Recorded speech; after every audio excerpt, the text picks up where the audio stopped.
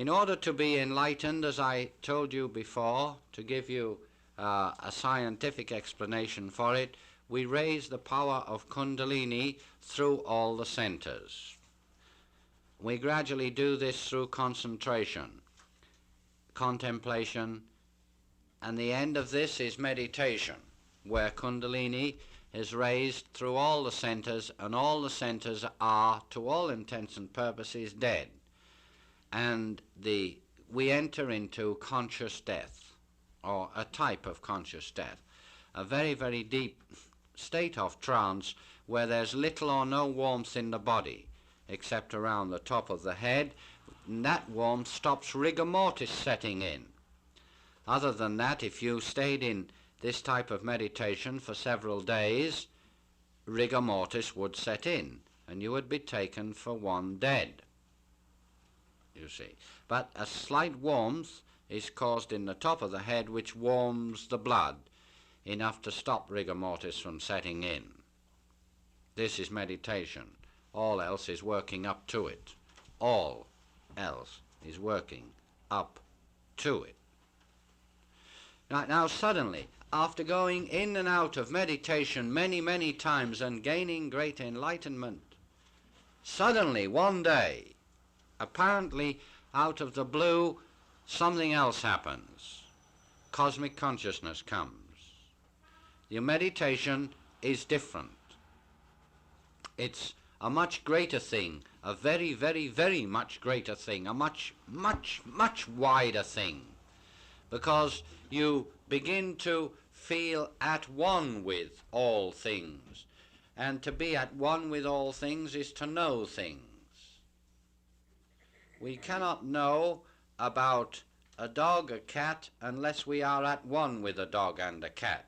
How can we know about these things? How can we know about Buddhism unless we are one with the Buddhic realms?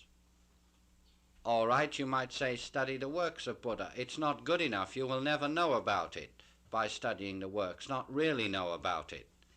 How do you know anything at all about plant life?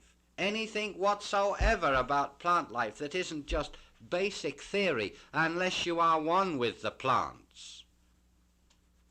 How do you know about sound unless you are one with sound?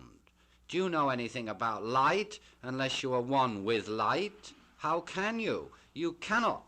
All you can know is scratch the fringe, like a little child scratches the fringe of deeper mathematics by saying 2 + 2 = 4. Just scratching the fringe of it. And that's all normal man is doing, scratching the fringe of these things.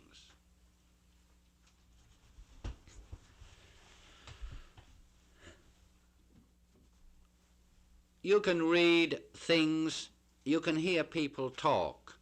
These things help you. Reading helps you. Studying helps you, most certainly.